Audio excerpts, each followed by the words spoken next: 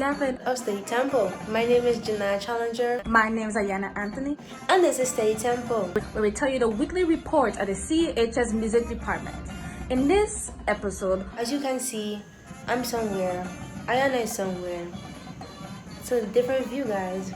we are giving you a different view of the blue and gold. Yes, Ayana is on an assignment. You won't be seeing her next to me. And I can't let my co-host do it by herself, of course. So here I am. We are steady and tempo. Steady, tempo. Can't be steady alone. We need a tempo to keep it going. So Janaya, remember that interview we did with Mr. Coward? Wait, video, interview. Steady tempo, steady tempo. Yes, that one. Steady tempo, steady tempo. Oh, yeah. So we're going to take it back a few episodes and we'll show you a never before seen interview with the Mr. Francis Coward. The one and only Mr. Francis Coward. Hope you enjoy. As some of us may know, you're the most senior director in the department. So how do you feel about that? How do I feel about that? It's different. I spent many years as the youngest. And then all of a sudden, poof, I'm the oldest. So I've seen many things. I mean, okay, they have a couple directors in this school that weren't even born when I started teaching. It's kind of fun because I kind of see how the world has changed around me. And it's kind of funny because I go out into the street and you hear people talking about the children nowadays, they're so different and this and that. And I'm like, no, the children are the same. I've watched the children year after year. It's the same children. It's just that they have different influences. And so they're gonna respond to basically the same kind of stimuli, but you just have to know what it is, okay? So it's the same thing with the department. So we've gone in we got new directors. We've gone in a new direction because you don't expect a changeover and everything to be the same. So we've gone in different directions, you know. So When you first started working at Charlotte Amalie High School, which aspect of the music department did you begin with? okay, I started teaching the piano lab, and from the piano lab, I also assisted with the marching band because, you know, I spent so many years in college in the marching band, so I felt I had a lot to contribute to the marching band, so I assisted there.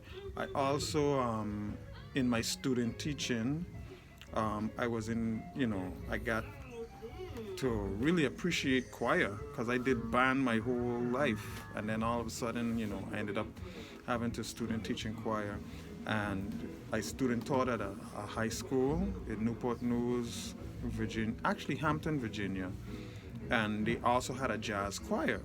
So the other teacher here, Miss Georgia Francis, she had the jazz band, but she had a vocal aspect to it, so I ended up assisting with that until a few years later, or probably not even so much, probably the next year we ended up with a jazz choir. We had a jazz choir? We had a jazz choir. We did a lot of good stuff. We did, you know, a lot of stuff more or less like how the ripples and the lake and the swans and the lake are doing, except it wasn't separated by gender, and it was more jazz. It wasn't pop like how ripples and swans do. Did that, and then the steel band was defunct for a couple of years, and I brought that back up and actually got it to be a class. It was never a class before, it was always a club. Oh, club. Yeah, okay, but we had fun. I was in the steel band when I was in high school. After steel band, I ended up teaching choir, and I did that for a while.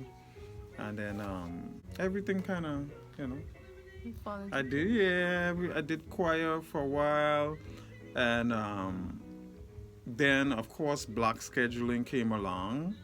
So you don't know life before block scheduling. Oh. You know, it really was easier to get students before block scheduling. Block scheduling came along, and things got a little bit challenging, and the choir numbers went way down. It's Okay. like you had a mass of members, and then We used to have females, the altos and the sopranos, before lunch, and then we had the tenors and the bass after lunch. The altos and sopranos, I mean, it was common to have 40, 50 girls there, and the males, they had, we had 12, 13 boys there. So we had a good sized choir, and lunch times we used to bring them together, so they practice, boom, boom, boom. Okay, people like Mr. Gomes and Mr. Breedy, all those were in the choir with me. oh, wow. Yeah. Can you teach them? Oh Lord, I'm dating myself again? Is that what I'm doing? I did do 1 year of the concert/marching band. 1 year. I did 1 year of that. You had like it? It was hard for me to say I liked it or didn't like it because one, it was only 1 year, and two, at that same time I was still in charge of the choir and the steel band, so too many things at the same time. So I really couldn't get into it. Good. Thank you for your clever insight Thank you. of your aspect of the music department. Thank you very much. Hey Janaya, I think I have to go now. Wait, you have to leave now? You know that assignment I'm on, I just got you on phone. What? That's it for us, guys. Since Ayana has to leave back on her assignment, I hope you enjoyed this episode of Steady Tempo. Don't forget to like, comment, subscribe, and most importantly, hello? and most importantly, Hello? Hello?